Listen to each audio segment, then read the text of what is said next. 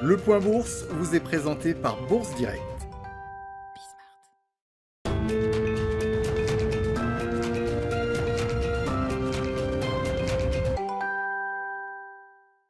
La bourse de Paris aussi autour de l'équilibre à la mi-journée, plutôt dans le rouge, sans grande motivation donc.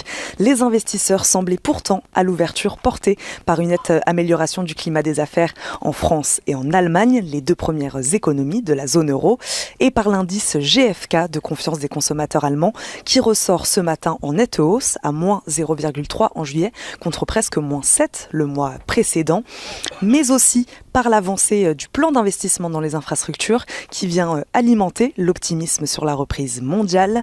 Le président américain Joe Biden a en effet annoncé hier jeudi la conclusion d'un accord bipartite au Sénat sur un plan de 1200 milliards de dollars sur 8 ans pour rénover les infrastructures. Mais l'inflation, une incertitude qui taraude les investisseurs depuis plusieurs mois, reste finalement présente dans les esprits.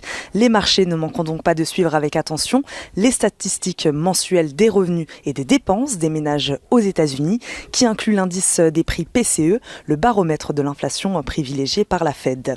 Le chiffre final de l'indice de confiance des consommateurs de l'Université du Michigan en juin sera lui publié à 16h. Du côté des indicateurs en France, la dette publique a augmenté sur un trimestre pour atteindre à la fin mars 2021 quelques 118,2% du produit intérieur brut. En France, toujours, et du côté des valeurs, on suit aujourd'hui Essilor-Luxottica qui envisage d'engager une procédure judiciaire contre Grand Vision après qu'un tribunal néerlandais ait jugé que celui-ci n'avait pas respecté ses engagements vis-à-vis de l'accord de rapprochement avec le fabricant franco-italien de lunettes. Essilor-Luxottica qui annonce par ailleurs le renouvellement pour 5 ans d'un accord exclusif de licence avec la marque Coach. Air Liquide qui est en baisse à la mi-journée.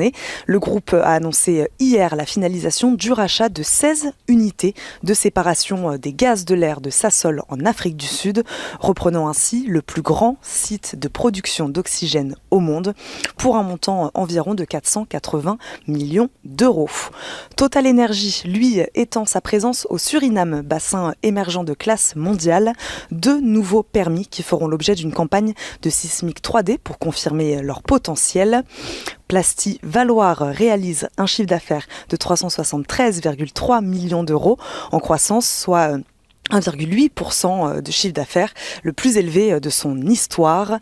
Nous suivrons aussi les laboratoires Roche. La FDA américaine a annoncé hier l'autorisation de l'utilisation en urgence d'un de ses médicaments pour le traitement des adultes et des enfants hospitalisés atteints du Covid-19.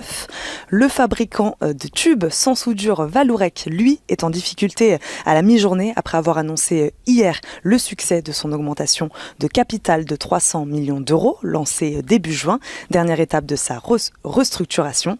Enfin, les cours du pétrole sont stables ce vendredi au-dessus des $75 et se dirigent vers une 5e semaine consécutive de hausse alors que la demande de brut est forte aux États-Unis, en Europe et en Chine avec la reprise de l'économie.